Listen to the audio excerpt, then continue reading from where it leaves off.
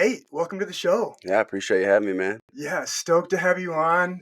We go way back to the high school days. I Yeah, remember watching you coming up as a young stud at Washington, yeah, and then watch you progress on to play at Nebraska. You balled out there, got drafted, played for the Eagles, Super Bowl champ. Now you're transitioning into your entrepreneurial career, man. So let's get right into where you're at today. Then we'll go back to the football career. So yeah, tell the world about Raleigh, how you started it, why. Let's get into it. yeah, man. So, back to the football side of things, I was living out in Philadelphia, and kind of got to a point where I was fairly lonely. Being from South Dakota, being around a lot of land, grass, and then just moving to just nothing but concrete. I was kind of a little bit. I wasn't in depression, but I was a little bit depressed, Yeah. and I reached out and I got myself a dog. A man's best friend. Yes. And obviously, in the off season, I come back here to South Dakota, Lake Madison. My boy Koba, who's like I said, my best friend, and he kind of started to accumulate some allergy issues, some bacteria situations from being out on a lake, some digestive problems, and obviously being a health and wellness kind of freak, I guess you would say, is I kind of dove into it for the dog side because I wanted the same thing for my dog. How I take care of myself, I want to be able to take care of him, and I kind of dove in and I found out more about canine nutrition and came across it's called a method. It's called BARF method, actually. Okay, And it's crazy. yeah, right, very, very, and it stands for biologically appropriate raw feeding, and it stems from the ancestral lifestyle of where dogs came from, right? And stemmed from wolves. The wolves used to eat the prey of the protein, the organ meats, and the bones. Mm. So all our food and all our product is consist of 80% of its protein, 10% of its organ meats, and 10% of its bone. And I started feeding my dog along those lines of nutrition side of it, and cured all his situations up. And Wow. I could just see it in him, the amount of the energy he had in his eyes, and just his well being. He lost a lot of fat, and he didn't have much at what I thought. And he just turned into a fitness freak himself, and you can just tell see it in him right now that he's just a lot more energized and he's willing to move and go have more fun. Wow. Wow. And what kind of dog is Koa?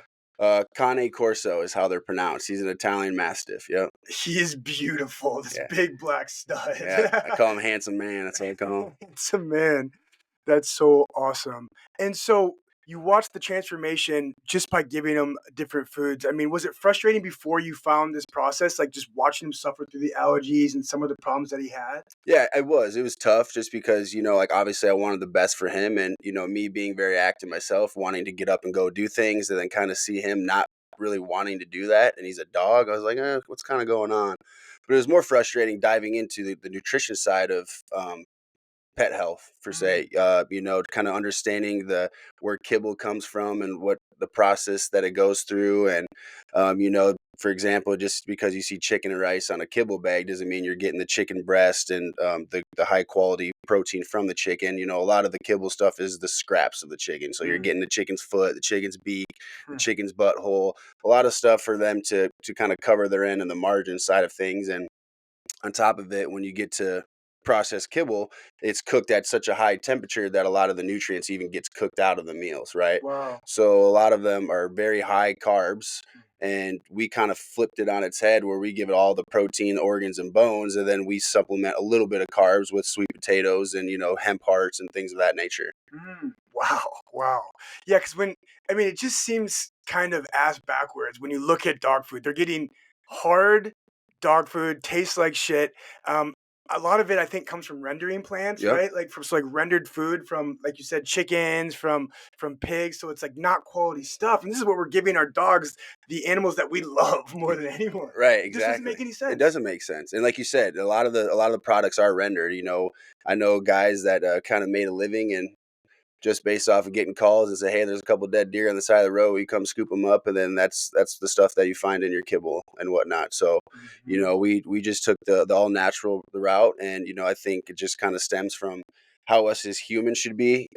Just eating whole food products. You can be. I've never cared if someone was a carnivore, vegan, whatever they are. I just believe in eating natural whole food products. Mm, mm.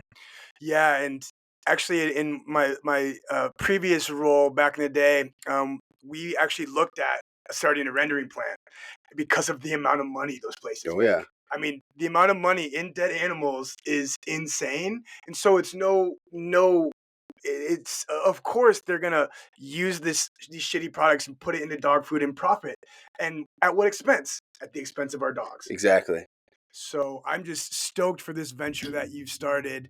And so, I mean, what is when you break it down? What's the mission of Raleigh? What do you set out to do?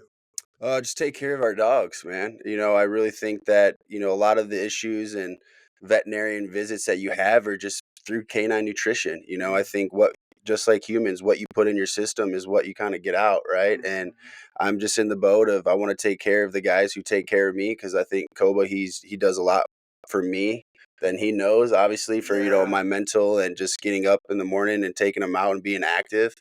Mm, So I just wanted to do my part and provide that I guess that fresh all natural product for them, the option, say, hey, you can do this, but this is also an alternative route and these are the benefits that you can get with it.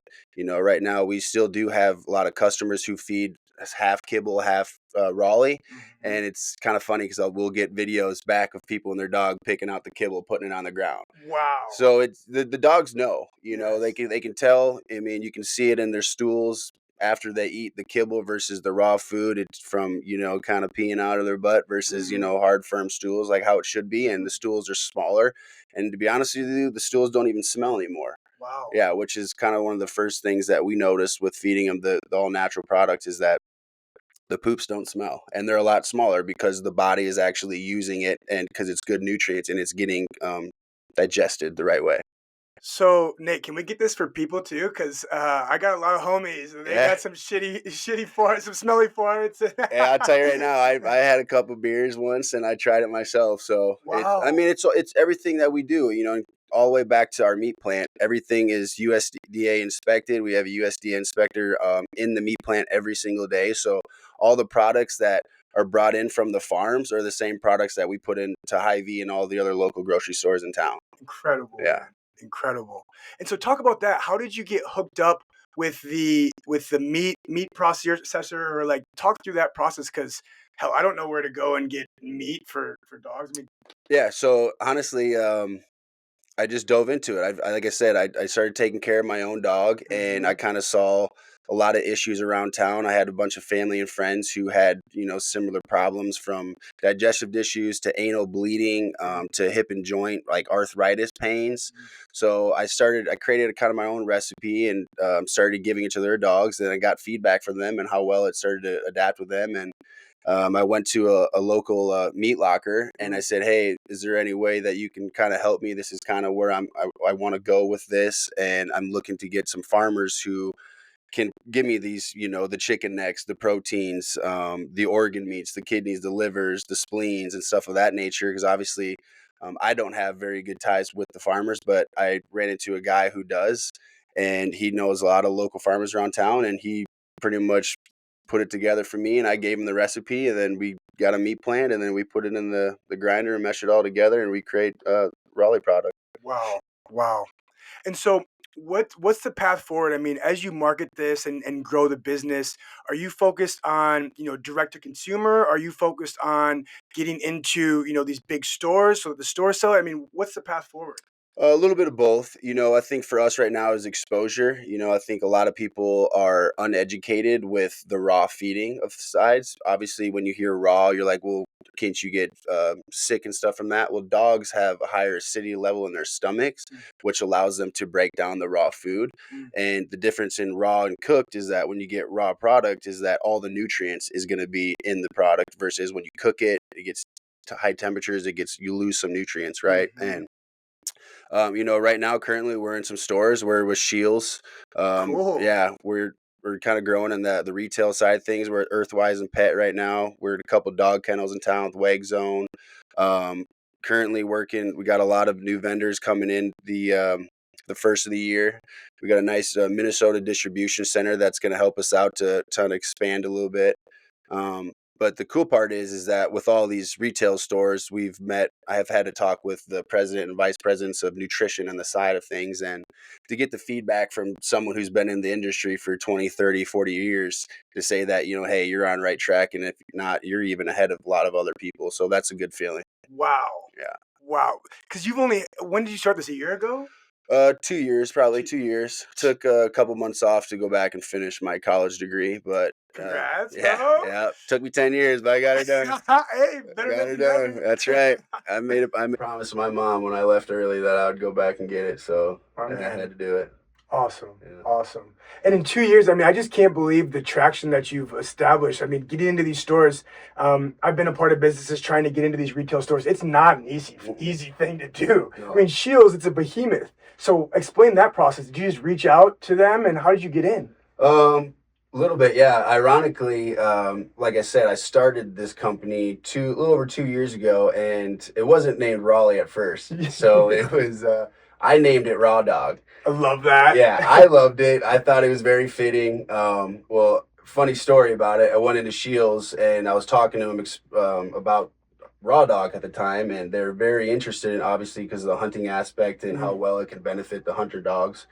And anyways, one of the older guys we didn't have a website up at the time, right? So he goes back and he's typing in Raw Dog, trying to find our website for our products. And then one of his coworkers kind of came by and was like, "Dude, what are you looking at, man?" And he's like, "I'm just trying to find this kid's dog food company, And he's like, "Do you even know what that means, And, he scrolled down a little bit and then he saw what it meant and he hit me back. He's like, "Yeah, you know what? I think we might have to change the name a little bit." Ooh. So he was very interested in what we had going in terms of, the product itself.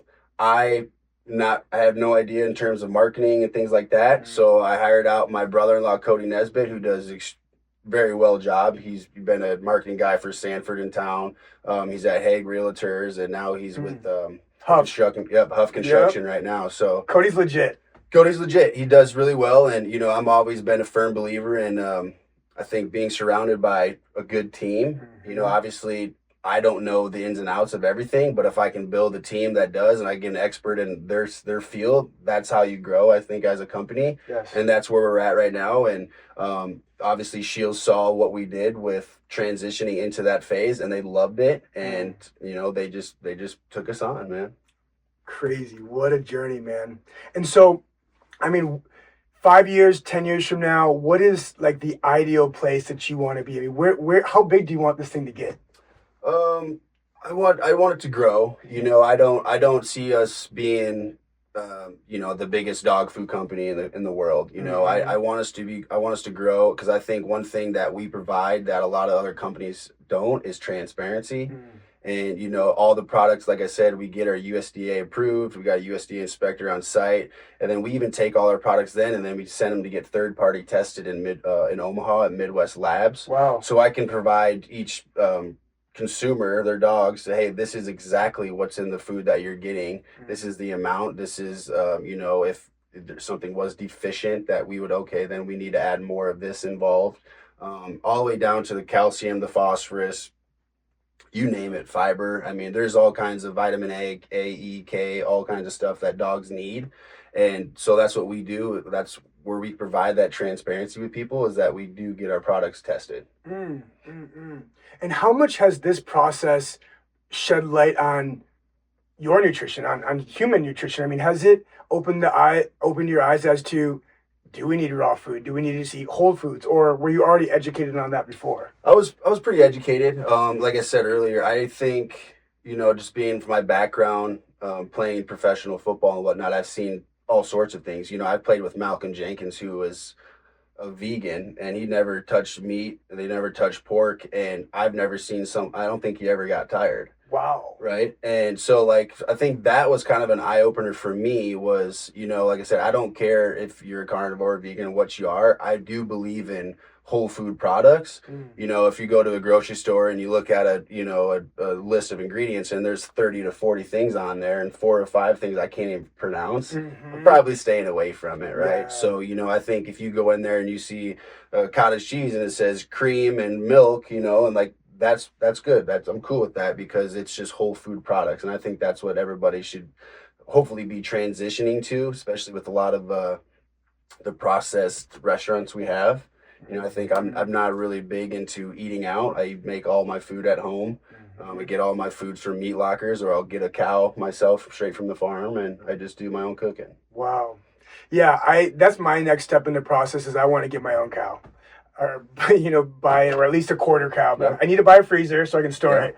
But yeah, just knowing where it comes from, knowing how the animal was raised and then slaughtered, and that's so important, because even today, I'm sure you know more than me, most of our meat is like actually shipped overseas or it Yep. comes from overseas, it's shipped here, they put an organic stamp on it, and it's like, but is it really organic? Yeah, it's not. And I don't know the exact number, but I think it's roughly around like 85% of the meat that we get in States is coming from like New Zealand or Australia.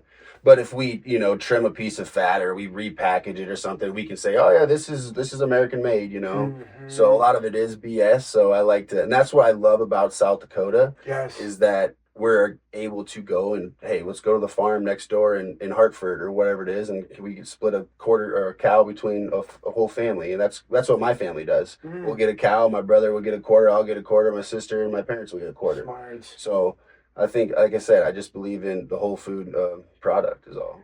Yes. Well, tell me, Nate, you had an incredible football career.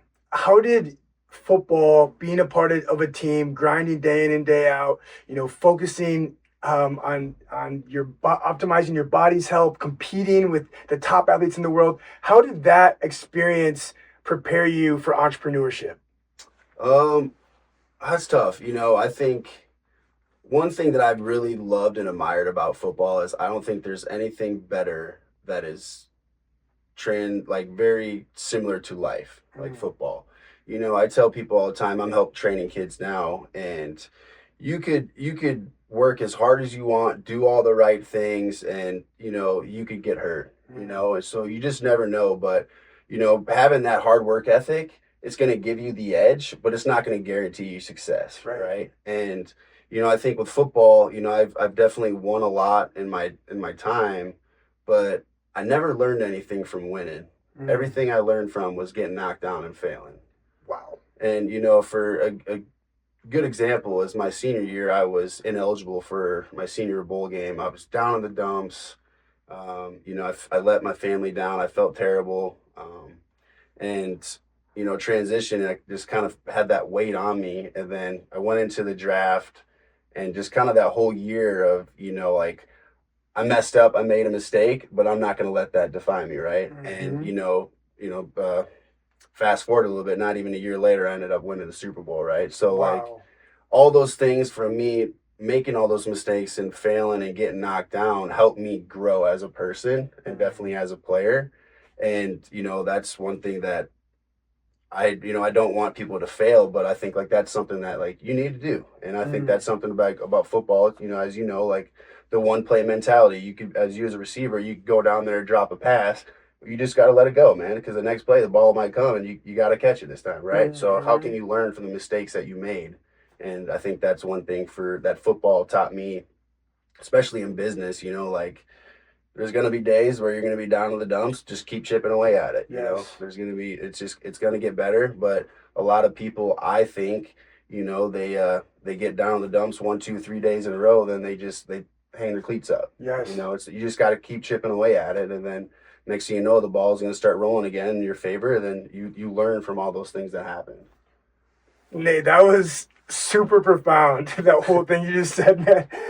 But the fact that you didn't learn from winning, you learned from losing. And something that I always talk about is that there's no losses in life, only lessons. That's right. But only if we learn from our mistakes and get better, right? Most people, they'll grind it out and they experience some failure and then they just stop. To your point, they hang up the cleats, they close the business, they don't keep pursuing their dream. But little did they know, if it's going into the fourth quarter, if they just would have stuck out a little bit longer, learned from their mistakes and stayed persistent, everything they wanted was on the other side of that persistence, man. You're closer to that than you are from where you started. Yes. That's how I feel. Yes. And, I think in the business side of things too, is for me, it's like I'd rather fail doing something that I wanted to do and that I love and I'm passionate about, and versus, trying to just living day by day doing a 9 to 5 or whatever it is for somebody else. I'd rather, give it my all and tell someone tell me, hey, you're not cutting it, but hey, I tried. And that's because you're going to learn a lot more from that, I believe, than you would from not. Absolutely. And you have these situations where you've got someone who's worked at a company for 30 years, they're tenured, they're making good money, and all of a sudden they're fired. It wasn't their dream. They just took the job because they were making a decent living. They get fired at 50, 55, and they don't have any of their skills. Like, this is what they've known. Yeah. And guess what? They're screwed versus actually pursuing their dreams, putting it on the line, taking that risk. With the possibility of reaching massive, massive success, but even just feeling fulfilled that you're actually pursuing what's on your heart, like that is what matters. And I think people, they're just hesitant because fear overwhelms people. Yeah, absolutely. And I think one thing that a lot of people, I think with social media nowadays, I think a lot of people are comparing themselves to others. And, I think that for me, like, I just don't care about other people in a sense where, it sounds selfish, but like, no one's out here to save you. The only person that's going to save you is yourself. If you think something needs to change, people can try to help change you as much as you want, but if you don't want to change, it ain't going to change. Right. So you have to take the initiative yourself to make something happen. And that's kind of why I love football so much, is because if you don't do it, we'll find somebody else that will. And it kind of does put that pressure on you into the business world too. That's like, hey, if you want to take this on, I know someone out there is going to take it on. They're going to do a good job on it. So, I've always loved the responsibility and that aspect, and I love doing it. Yes. So, Nate, one thing that I've always admired about you, and actually your brother Matt as well, is your guys' authenticity. Like, you guys step into a room and you don't change how you're talking to people. You are just you through and through. And you talked about comparison to other people, and that is a detriment to social media. Is we're constantly bombarded by this person's doing this person's making this much money, this person's dating this hot girl or this hot guy, and a lot of the time it can leave people just feeling empty and jealous. But authenticity is the key to living a fulfilled life. And so, how have you adopted that in a world that isn't authentic? I don't know. Maybe it's I'm so stubborn that everybody else isn't doing it that I want to do it even more. Yeah. I'm not sure, but I think a lot of it is my parents. My mom and my friends, give us crap all the time because they make fun of her, call her the Canine unit, because she's very authentic. If she's got something in her mind, she's gonna let you know how she feels, and I love that because you're gonna weed out people that do care about you and who want to be around you for the right reasons. And at the end of the day, like, you don't want that baggage with you, especially growing in life. The older you get, I just want to evolve and I want to grow and I want to be surrounded by people who are like-minded like me. And I just think being real with people, I think beating around the bush, and I just don't get down with lying. I just think that, hey, I don't like this or I don't like that, then people are going to understand, okay, that's how he feels. And I just think that's just, especially in a relationship, Yes. I think that's how you overcome things, that's how you're able to forgive somebody is, hey, I don't like this, but being able to be communicative about it, and being truthful about it, I think tells a lot about who you are as a person. And I just think that's how you can grow in a relationship as well. Yeah, yeah. When things get left unsaid, um, often resentment builds and dysfunction occurs. Hmm. And we live in South Dakota, and in the Midwest, you have that term of the Midwest nice. And unfortunately, I love it to an extent, but I also hate it because people don't say what's on their mind. They hold on to things. They'll say something to your face. They'll go back and talk smack behind your back or say something else. But it's like, no, let's just be honest so that we can squash anything. Yeah. We can confront this issue that we have. Like, that is the only way that we can move relationships forward. And particularly in our intimate relationships, right? Like, Yeah. if we're not saying exactly how we feel, then resentment is going to build and there's going to be disaster down the line. Absolutely. I think you hit it right on the nose. I just think you just I've always been a firm believer. Lay it all out on the table. Just be honest about how you feel and what you want. And, you attract people that are going to be, who have the same similar mindset as that. And I think, like you said, in a relationship, that's very important. And, just when you do hold something in, it just starts to stem problems elsewhere, right? And then, it's not just with your intimate relationship. Now you're taking it out on your brother. Now you're taking it out at work, and just things start to stem like that. And, I just always been a firm believer in just being honest and telling the truth and just let people see who you are. Yes, yes, yes. So I'm going to segue back to you're from Sioux Falls, went to Washington. You were a freak athlete. I was just talking with my barber last night about your 10-3 100-meter dash. Incredible. You were what, 215 as a senior in high school? Yeah, I think I was 213 when I was running. 213 running the 10-3. I mean, it's no coincidence why you've had as much success as you had. But you were one of the first guys in this area to really go big time and to play right away at a Big Ten school. I mean, what was that experience like coming from South Dakota? To be honest with you, I will say this: like, I grew up coming. I used to watch a lot of you play as well, and I wouldn't say that I was the first to do this. I think your guys' generation with you, Trevor Gephardt, Tom Farniak. Tom to me is he's the first one that I think like really opened the doors for a lot of people on because he was a center at Iowa State, and obviously people don't talk about the big guys very often, but he was a stud. He was a 4-year starter at Iowa State, and that was a good program. And he got a shot in the NFL as well. But I give all my dues back to those guys because they kind of set the road for me. Matt Hermanson, him and Brandon Moore is probably the two best high school football players that I've seen up close, and I was fortunate enough to play with both of them. So that was, I just watch them. I think a lot of I tell people this all the time is like, they ask me, how'd you do this? How'd you do this? I was a very good listener. That's what I did. I just listened. I listened to Tom. I listened to Matt. Hey, how do you guys do this? How'd you guys get to the Division I level? Okay, that's what I need to do. Work hard. Okay, I got to work on my speed. I got to do this. Okay, that's simple. So that's what I did. And then I got with Chris Slatt. Our guy Slatt. Shout out Chris Slatt. Yeah, the he's man. the myth, the legend, man. Yes. He is.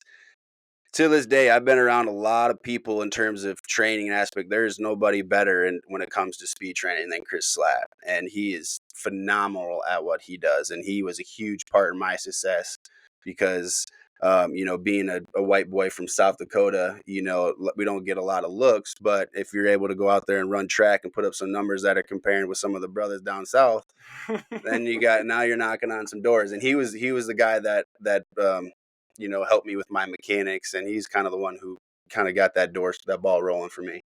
Hey, me too. Chris actually saved my career. Literally, I was running like a dipshit. Yeah. Slow, tight, not cycling through. Yep. I mean, Chris, you're the man. So if you see this, bro. Oh, he's gonna see it. I'm gonna tell him about it now. Yeah, he deserves it, man. He works his tail off. He's out there in Lincoln, Nebraska now, and he probably had 30 state champions this year, and people. I mean, he is the guy. When I was training in the NFL, we would bring back 5-10 guys to come to Lincoln, Nebraska in the middle of winter to train with him because the training was legit. Like that's what you care. Like we don't care. I mean, same with how we were at Washington. We never had the nicest stuff, but we worked our asses off, and he provides the right training, and that's how elite athletes think. You don't need the coolest equipment. I need to do the things the right way. What are the details in sprinting, right? And he provided that down to a T. Gosh, that's so awesome. And so as you trained with him and then went to Nebraska, you played right away, right? Yep. For the Scurs? Yep. And so what was that like stepping into is it Memorial? Yeah, Memorial Stadium. Memorial Stadium, 80,000 people. I think it's about 92. 92. Yeah. I mean, what was that like playing there, man? It was very nerve-wracking. Yeah. The first one. So the reason I went to Nebraska was because of Bo Pelini. Bo Pelini and my high school coach, Brian Hermanson, who is the shiznit. He's the man. Yeah, shout out Herm. Yeah, he is the man. And very similar. There was back to the authenticity. He's a guy who is, you don't beat around the bush. What you see is what you get, right? And that's why I loved Bo. On top of, he came into my house and told me like, hey, us white boys can still play safety, right? So, because he was a safety at Ohio State himself. So he was the one who very kind of had belief in me. and made me want to go there. And then the second I got there, we had a couple guys go down at linebacker. So they're like, "Oh yeah, by the way, Nate, you're gonna play linebacker." So I started my first game in college at a position I've never practiced, never played, didn't know what I was doing, and we were playing Wyoming. But yeah, it was definitely an eye-opening experience for me. But I remember sitting down, and the D coordinator, John Papuchis, at the time, he's like, "Yeah, man, you're 210 pounds. We had a linebacker, I don't know if you know, but Levante David." Oh, yeah. Yeah, he's like, "Yeah, just do what he does." I'm like, "You're comparing me to Levante David right now? I'm 18-year-old kid. I have no idea what linebacker is, right?" And he's showing me the guy, the man. I mean, he's a Hall of Famer. He's a stud. And, I got recruited by Terry Joseph, who was the DB coach at the time. And every day we'd walk by the film room. He's like, "Don't worry, I'm going to get you back in here. I'm going to get you back in here." Nice. So, I had to hang in there my freshman year. But after that, they pulled me back into the DB room. And ironically, kind of mistakes, right? So my sophomore after freshman season, so it'd be freshman spring ball, I'm in the bathroom going pee, and our D coordinator comes up and he's next to me and he goes, "Hey, you're going with the ones at safety today." And I was probably a 2 at the time because I haven't played safety, and our projected starter got in trouble. And, for me, like, they put me in there in the first day of spring ball, and I got a couple interceptions, and then things just kind of took off from there, and like, for me, it's kind of a learning experience, like, you got to be ready at all times. Yes. And because first I had no idea I was, and I got thrown into the fire right away because someone made a mistake, and I took the wheel from there. He wasn't getting that spot. Yeah, I wasn't giving that thing back at all. Awesome. What was the most memorable game or situation you ever experienced for the Skurs? That's tough. I grew up a Miami Hurricanes fan. I loved watching the Hurricanes. And my sophomore year, we played Miami at home, which is a big deal because back in the day in the 90s and stuff, it was Miami Hurricanes, Nebraska battling for national championships. And, we had our 95 state or national championship team come out, and I got my first interception that game. Let's go. But the shitty thing is it didn't count because we had a roughing the passer call. But No. I still counted as my first one because I made a nice play in a double bracket coverage. But it was cool for me because it was a full circle moment. Like, I loved the Hurricanes growing up. Obviously, they never recruited me. So it was cool to kind of give them that F you kind of mentality, you missed out on one kind of thing. So I felt good. And that was probably one of my memorable experiences, was that the stadium was just outrageous. I can only imagine. Outrageous, yeah. Because that was the rivalry in the 90s. Oh, yeah. That was the game, yeah. Wow. And similarly to you, I'd say for me at USD, the game that I remember the most, the Gophers. Yeah, I even knew about that game, dude. Yeah. I mean, I wanted to play for Minnesota because my mom's family's from there, and they didn't recruit me. Yeah. And so going in there and scoring a couple of tuds, getting 150 plus receiving yards, I was like, yeah, you guys. That was a big deal, Will. I remember being a young cat and seeing that, and I was like, damn, like, us South Dakota boys can do it, And like I said, I think you guys were the ones who opened the door for people like me, man. And I thank you guys for that because people now are starting to figure out we got some people here. I mean, in terms of coaching, there's 2 coaches in the SEC coaching football right now. South Dakota's got some people. We got Kalen DeBoer and Tennessee. Heupel, Josh, yeah, legend. Yeah, they're crushing it. They're crushing it. Yeah. Doing extremely well. Never would have, and they're small town South Dakota kids. I know. Yeah. So that just goes back to the South Dakota grit, baby. South Dakota grit. Just got to get those recruiters to come through. That's what's tough, is because it's always when it's recruiting season, it's middle of winter. They're like, I ain't coming to the tundra. Trying to come. Is he that good? I don't know. Oh, man. So then you balled out at Nebraska. So then you get done with your senior season. I want you to talk about your process of, how did you train with Slat? Yeah, a little bit. Yeah. Okay. So you trained with Slat. And what was your opinion? Were you like, I'm for sure going to get drafted? You signed with an NFL agent. I mean, talk about that whole process. So Ironic. So my sophomore season at Nebraska, I had a really good season. I think I was tied or led the Big Ten in interceptions, and I was up there for tackles. Wow. And well, after that year, our head coach got fired, which is still the biggest mistake Nebraska's made. And they wouldn't let us see Bo and talk to him after he got terminated. So he had a nephew on the time, Mark, rest in peace. He set up a team meeting at a local high school. And some of the last words I told when I, shook his hand and told him thanks and whatnot, he told me when I was a sophomore, he said, "Hey, you're going to be playing on Sundays one day." Wow. And for me, I was like, holy shit. Like someone actually, obviously I believed I could, but to kind of really get that, like, wow, like someone else really thinks that too. And it was pretty cool. And then fast forward my senior year, we played Ohio State, and Urban Meyer after the game came up and talked to me, and he looked at me and he said, "I wish we had you on our team. There's no way you go anywhere later than the second round." Wow. So I was like, all Urban right. Meyer. Yeah, it's cool. That's cool, Nate. Yeah, there's another. I got another story down the road about that. It was pretty funny. But anyways, so I got some words from that, and I was like, wow, that's pretty cool. So I was like, all right, I'm getting drafted. I don't know when it is, but there's a good chance I'm going to get drafted. Obviously, throughout the year, this is back in the day. It's a little bit different now, but I had agents hitting me up all the time, and I never, you couldn't really talk to them, right? So I'd get a phone number, a contact, "Hey, Nate, this is X, Y, and Z." And I would just look at it and I'd screenshot it or whatever, and I'd send it to my dad. Wow. So my dad took care of all that stuff for me. So all that stuff, I would send it to him, and come at the end of the year, we had a, football banquet. And my dad had a list of about 8 guys that, hey, I had conversations with them. I think this is fitting for who you are, Nate, and how our family is. And, we interviewed all 8 of them at in the hotel in Lincoln, and came to the conclusion on one. And, from there, I got sent out to Miami, Florida to do a little bit of training, because obviously, like, the nutrition side of things is very important once you start to get to that high level of things. And that's the stuff that they're going to be able to provide me with, the nutrition and the recovery and all that jazz. So I did go out there for a bit, and then I came back and I did train with Slat. Awesome. But yeah, so then that kind of occurred. So you went from senior year season directly into I went to the Senior Bowl, so like all-star kind of game. Yep.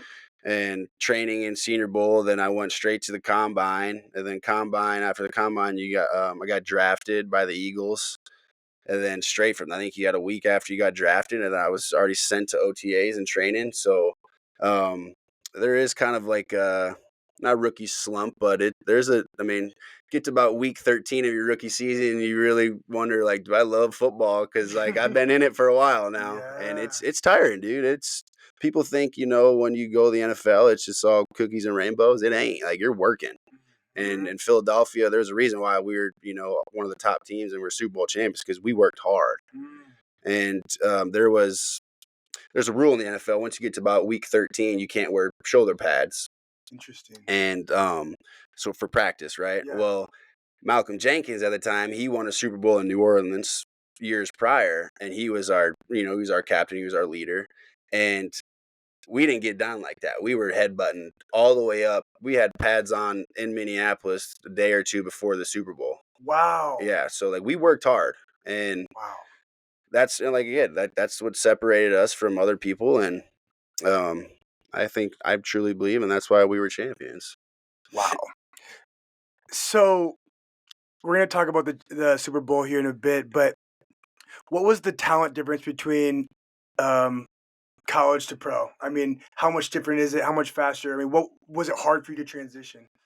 It was just because I went from playing safety to linebacker. So when I was went to the combine, I met with all 32 teams, and 16 of them were like, "Hey, we want you at safety." The other 16, they're like, "Hey, we're going to put you at dime linebacker." And so I had no idea. And at the time, it was, God, I can't think of the GM for the Vikings. Is he still there? No, I forgot him. Anyways, he came to my pro day, and I met with them pretty heavy at the combine. And Jonathan Gannon, who is the head coach for the Cardinals now, was the safeties coach. at the time, and he was very gung-ho about him loving his white safeties because of Harrison Smith. Okay. And me being very close to my family, half my mom's family, or all my mom's side of the family is from Minnesota. Wow. So I was like, oh, I'm going to be a Viking. Like I was pumped about it. I was very stoked, I wanted to be there for sure. And ironically, I met with the Eagles very, very small. I met with like the assistant DB coach, and I remember, he's just like, hey, draw me up your favorite blitz, whatever. And like that was just about all communication I had with them. Wow. And they were the ones who ended up taking me. Yeah. So you had to be shocked when they called your name. I had no idea what the 615 number on my phone was. Wow. Yeah, and then I found, ironically, we're families at the house, we're watching, and the Chiefs are up to pick, and I get my call. Everybody's like, fuck yeah, we're going to Kansas City. We're going to hell yeah. And I just remember like hanging up the phone and just, hugging my mom and dad, crying because like it was a dream come true for me. And I was like, no, we're going to Philadelphia, man. Let's go. Next thing you know, just you see the thing, and my dad just screaming like, stamp it. Lock it in, baby. Yeah, lock it in, stamp it. So that was cool. But yeah, it was a process, man. And so what pick did you go? I went, so ironically, I went 5th round. Okay. At linebacker. Wow. Yeah, so like that's where it was very up for grabs because I didn't some people wanted me at safety, some people wanted me at linebacker. I had no idea. Obviously, I was ineligible my senior year for bowl game because I didn't go to class. Mm-hmm. And I had 2 head coaches at the time, and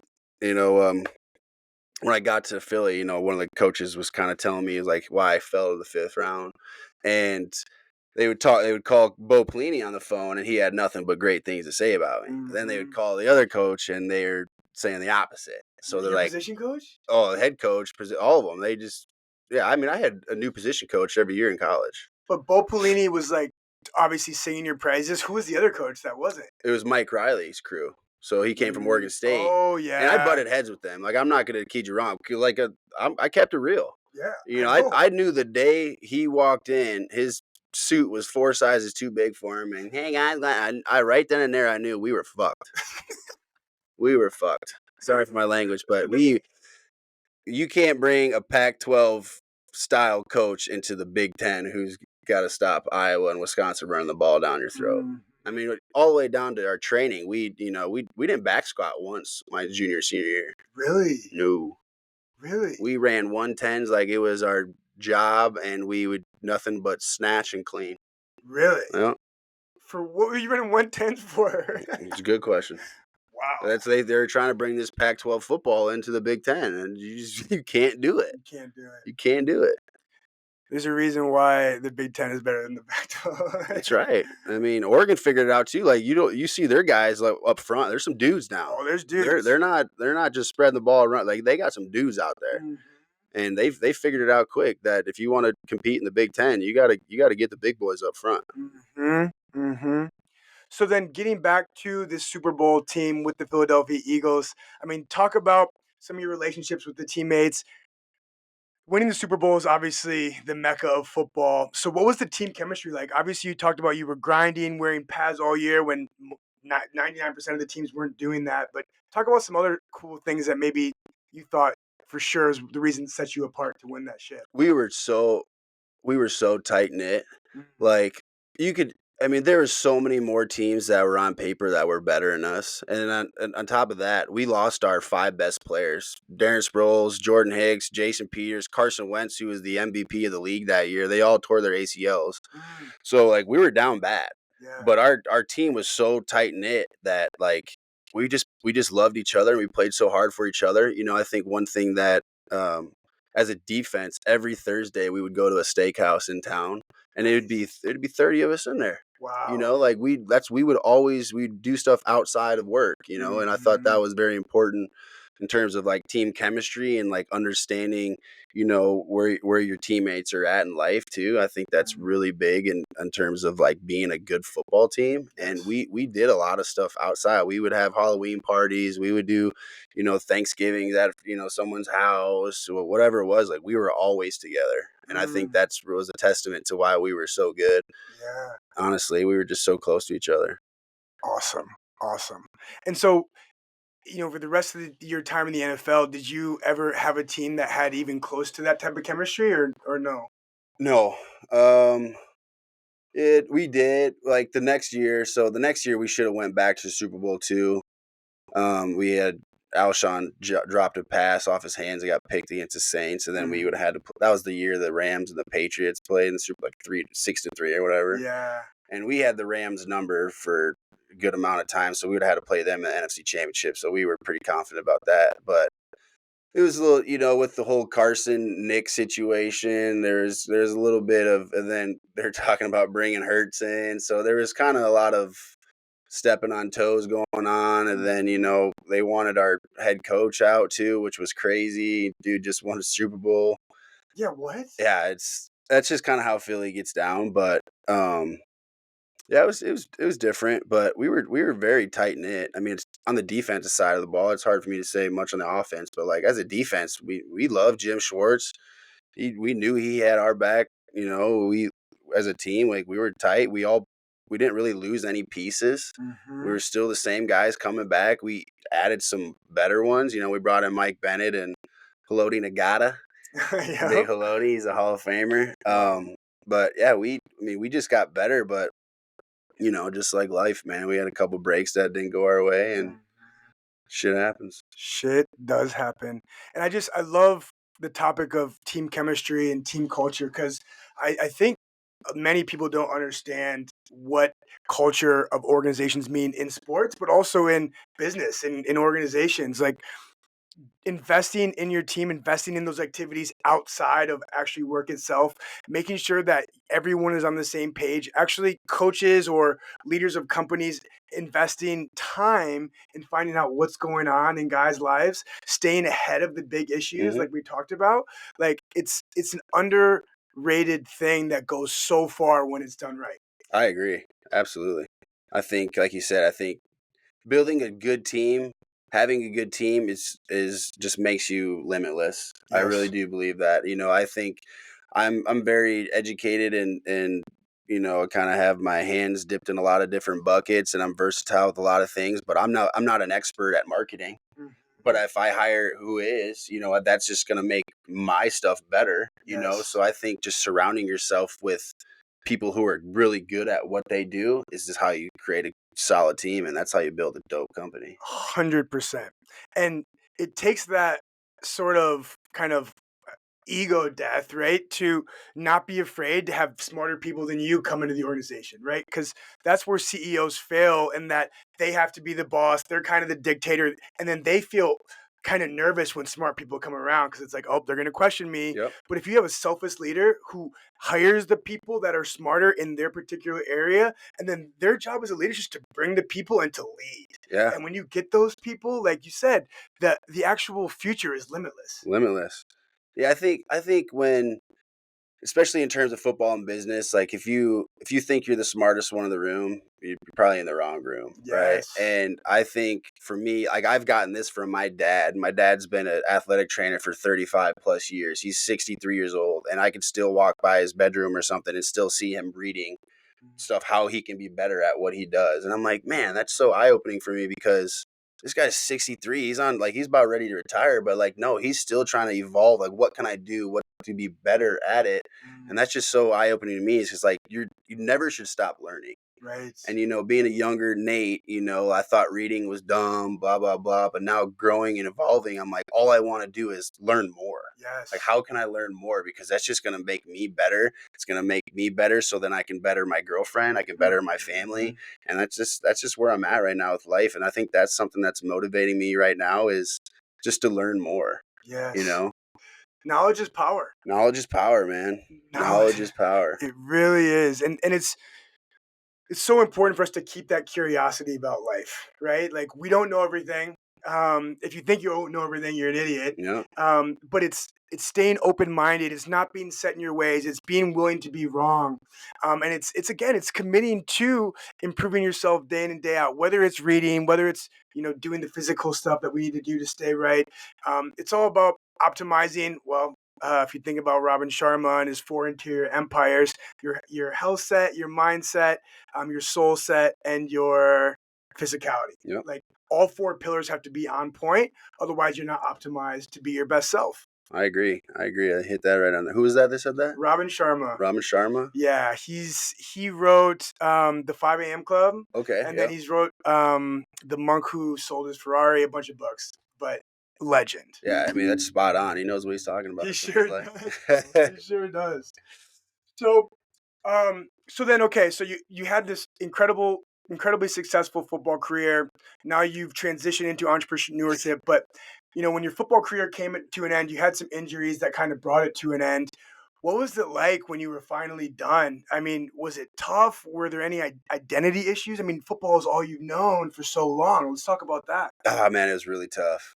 Yeah, I mean, it's still kind of tough, like when you think about it, because I've always wanted to go out on my own terms, but I'm also I'm at peace because I've always believed in like just giving it all I had, and that's what I did with football. Like I love football so much that I was willing to really risk my life for it, and I did. I literally laid it all on the line. I've had 16 surgeries or whatever it Oh is. my gosh, Nate. Yeah, so I'm at 8, so I yeah. thought I had a lot, but not 16. Yeah, I still got some more coming. This is as straight as this finger goes right now. No, it's not. Yeah. So so that was a tough part for me because my mindset, I could definitely keep going. Yes. I definitely could go out there and play football to make it a full season. Probably not because it's grueling, especially what I did for work was the linebacker. I played all 3 downs and then I did all special teams. And when I was doing that, I was the only one in the NFL that was doing it. Wow. I had the green dot on my head, so I was calling all the plays, gas from a kickoff. Yeah, Jet 53, like, I'm tired as hell from running down a kickoff and then run punt or whatever it is. So, I gave it all I had, and it was tough being done because being in football, you're always on a strict schedule, right? Like, hey, it's 7, you got to do this. It's 7:03, you're doing this. Bing, bing, bing, bing, Yep. and then the snap of fingers, that's all gone. I'm like, well, shit, I have all this time. Like, what am I supposed to do? I don't know. And and I think too, like, obviously making good money, it's like, well, I don't want to just go work a desk job and make $25, whatever it is either.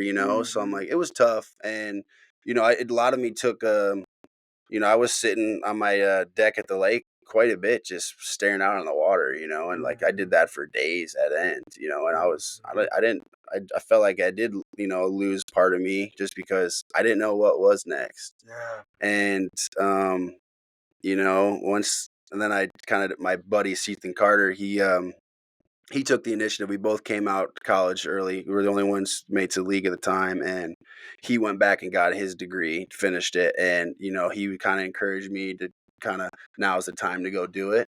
And I'm glad I did, mainly because I did make that promise to my mom, but it kind of helped get the ball rolling and kind of get me back into a routine of things, kind of set me up where like, hey, I got something to look forward to. Yeah. And ironically, at the same time, that's when my dog Koba was having all those issues, and I was in that I want to learn more stage. Yes. And I just nosedive into canine nutrition. I was still training actually at the time, and so I was at school in Nebraska and sitting in the cold tub reading canine nutrition books. And then I'd go and work out or whatever, and I'd come back and I would do some more research on canine nutrition and just kind of So that's kind of what got me got the ball rolling again. But yeah, it was really tough, and we all football players, and like I can't speak for everybody, but definitely at the NFL level, like it's a lot of people, they down bad, man. I know. It's like I hate to compare it to like the military and stuff, but it's kind of compared to that where people are in this depressed mind state, and you're so used to doing stuff at such a high level and very elite level where like things are expected so highly of you, and like when you're in it you love it. Like I still love it. Like that's the stuff that I miss, like I love being held accountable. I love being responsible for things, and when that's all kind of gone, it's like how can I still find that um that feeling that kind of brings me back, you know. I Yeah. think, for example, like Shaq DJs, right? Yeah. And so Shaq, he's like, why? Like people ask him why you DJ. It's like, well, it's the only like thing that I kind of gives me that Game 7 feeling, you know. Yeah. He's like, that's what he does, and like that's why for me, I think I've been helping out training, and I coached a little bit at Washington this year in football because I love football. I love talking X's and O's, and it kind of still gets me that itch a little bit. Mm-hmm. So I love being involved. You know, I would love to go apply for the D coordinator job in Nebraska right now, but I Yeah. also do know the time commitment that it entails and stuff, and that's not where I want to be at with my life Yes. going forward at this time. So maybe down the road I would be, but you know that's just something not right now. Yeah, yeah, yeah, yeah. I've gone back and forth. I mean, still today, I'm like, man, should I think about trying to pursue college coaching? I'm so far out of football, but It's like riding a bike, man. yeah, yeah, I think so. I think When so. you're invested as you were as a Division I athlete, Mhm. and like even for me, like I got nervous going back to help at Washington and like training some of these kids because I'm like, oh man, like I don't know if I'm gonna do it right or whatever. But then Mhm. the second I got in there, I was like, oh, dude, this is a layup. Yeah, This is like riding a bike, you you just know? feel so Yeah, it's comfortable. so comfortable. And then like I love the fact too, like giving this knowledge that I have been taught to these kids and like seeing a light bulb going like, oh no Yes, way, that's what I'm supposed to be looking at. Like that's and then you go and see them and they get an interception. I'm like, dude, told you. See, that's all you gotta do right there. Yeah, so like totally. I love that feeling right there. So that makes me feel good. So I'm gonna continue to do that. Yeah, 100%. And I do get that every year in our podium all star games out of Miami. We get the college game and the high school game, and I'm fortunate enough typically to coach in both games. And man, some of the best weeks of the year. Yeah, it's awesome, man. Just like you said, being able to pass off your knowledge, and see these kids like see them do something wrong and then see them receive your feedback and like actually like want Apply that it. feedback and Yeah. apply it, Oh, and it's then the they're so best, dude. stoked, man. There is nothing better. Nothing better, dude. I love it. I Yes. freaking love it, man. Like I don't care how athletic you are, non-athletic you are. If you're willing to learn and try and work hard, dude, I'll coach you. Yes. I'll coach you hard, and I love that stuff. Same, Give me man. all those types of players, man. Same. Well, and even the topic of when you got done.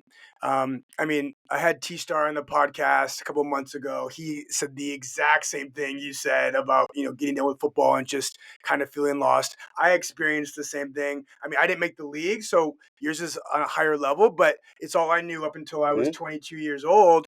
And same thing, I was depressed. Like my identity was so wrapped up in people looking at me as a football player that like I didn't really see my own value in life.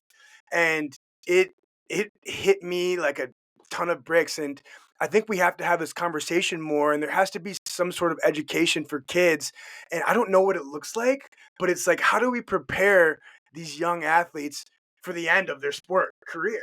Yeah, and that's what's tough, right? Because like when you are in it, you know, people are saying like, "Hey, football's gonna end one day," but you don't Yes, believe it, right? You're exactly. not like, "Yeah, okay, cool, whatever." You know, I think I'm gonna play for 20 years regardless. Mhm. But you know, they try like, "Hey, you should try to get more involved." But that's the hard part because like, how am I supposed to get involved doing something else when like football requires everything? Everything. You know, in terms of, you know, like when you're done with football, going home and not doing anything, sitting on the couch, watching film, putting your legs up, like that means something to football because the next day you got to go back out there and do it again. Yes. And if you're going home after you're going walking around the mall and stuff, like that's going to put wear and tear on you for the next day Yes. because at a competitive edge, other guys aren't doing that. So Right. they're going to separate themselves. And that's how the great ones are, is because they do those little details and things that people don't see that separate themselves between good and great. Yeah, I mean, greatness isn't something that happens overnight. It's a accumulation of the small things that we Oh, commit yeah. to each and every day. Every day. It's like, show me your habits, and I'll show you the level of success you're gonna have. Yep. Right? And that's why I've always been a firm believer in discipline over motivation, Mm, because motivation it's just comes and goes, yes, but discipline is it's every day.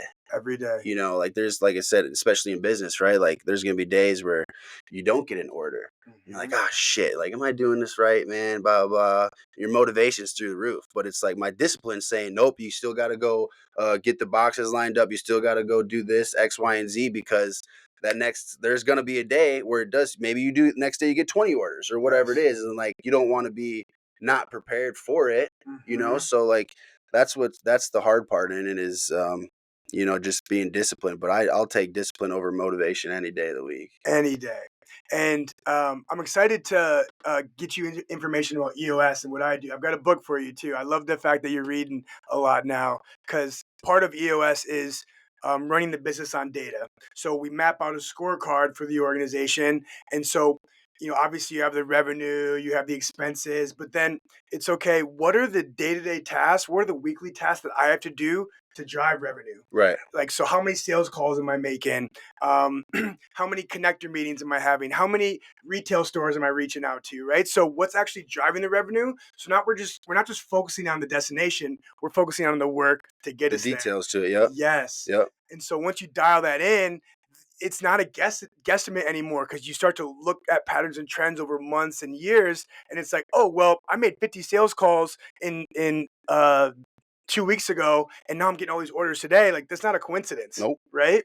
So yeah, I'm excited to get you some of that stuff. But you talked about discipline over motivation, and the name of this podcast is Willpower, which goes right in with discipline. So, what does willpower mean to you?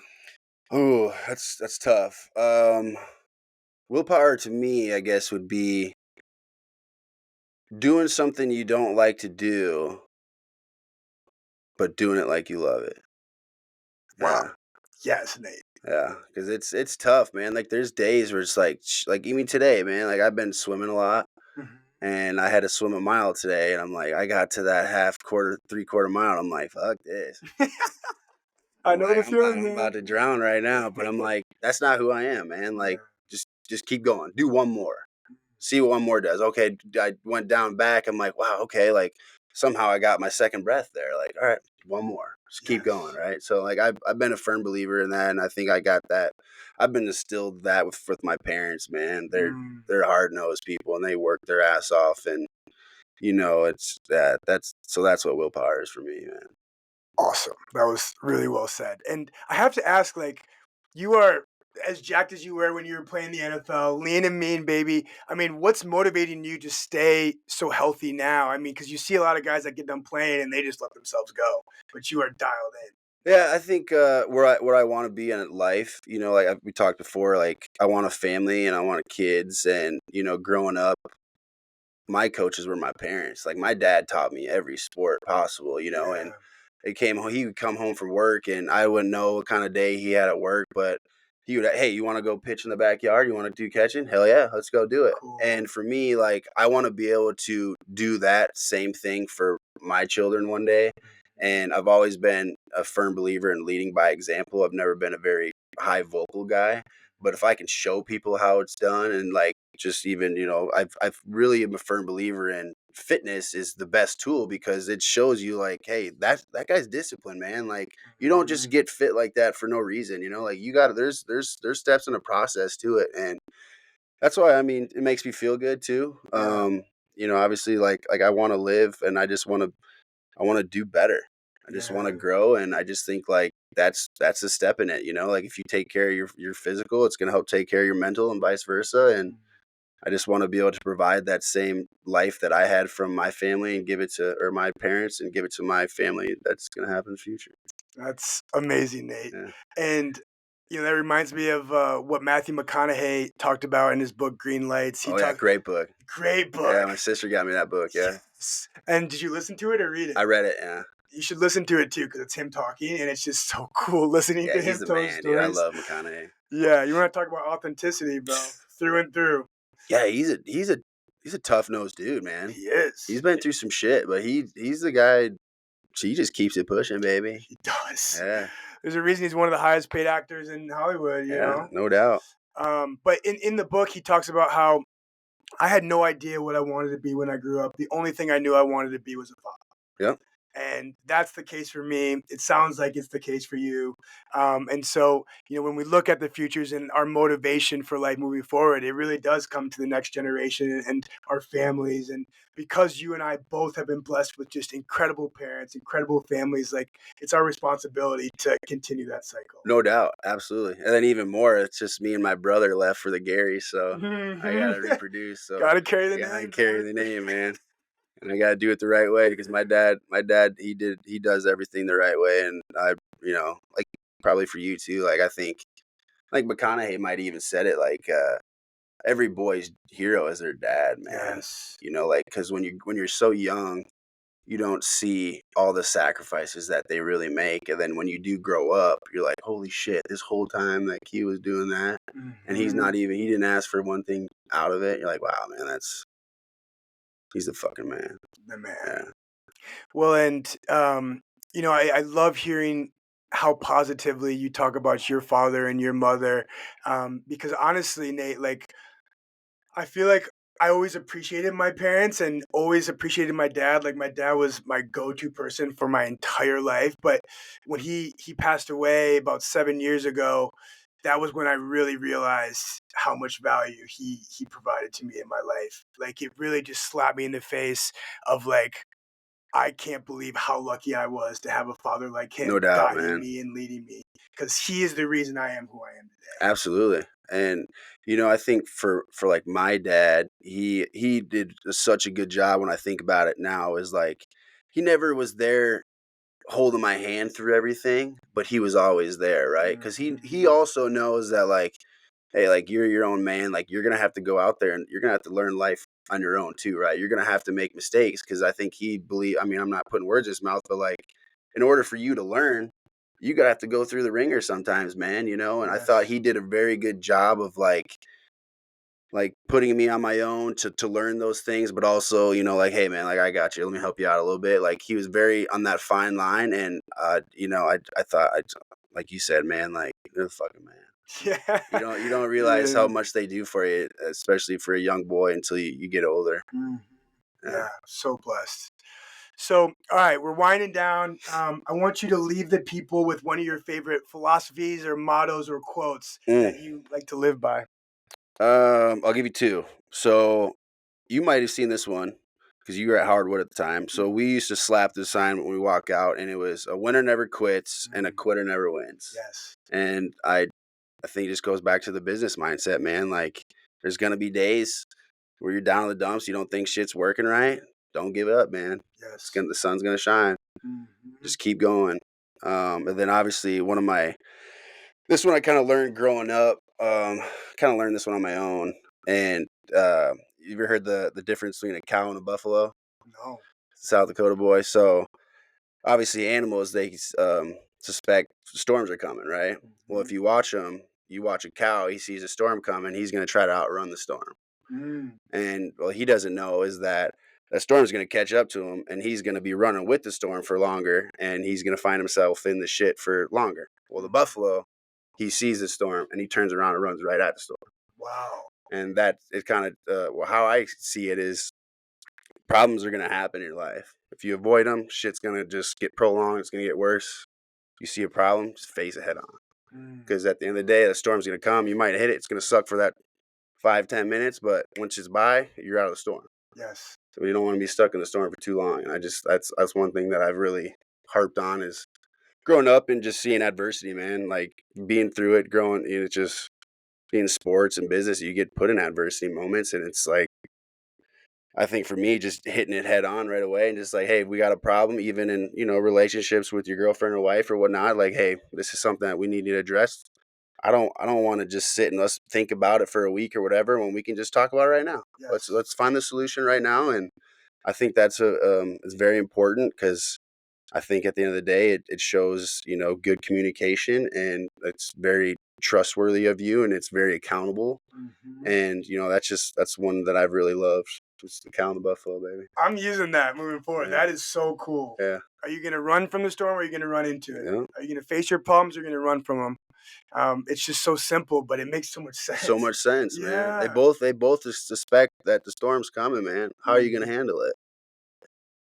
Period, man. Period. Yeah. Nate, thank you for being on the show, bro. This is so fun. Yeah, I appreciate you having me. It's always fun talking with you, brother. Yeah. How can people find more about you, find out more about Raleigh? Social media, I think Instagram handle is Raleigh Dog Food. Raleigh.co is our website. Find me, Google me. I don't know. Yeah. That's what people do. But for all the people out there, I'm not a football guy anymore. I'm a business guy, man. Hey, he put his entrepreneur hat on. That's right, baby. Put it on. Support your boy. Go buy some Raleigh. Appreciate you guys tuning in. if you found value from this and if you like some of these episodes, I encourage you to please hit subscribe. Please like the video. That's how I can continue to do these. So appreciate you guys. Nate, appreciate you. Appreciate you. Well, thanks, yes, brother. take That's care, fun. man. You're the man. Yeah, cheers.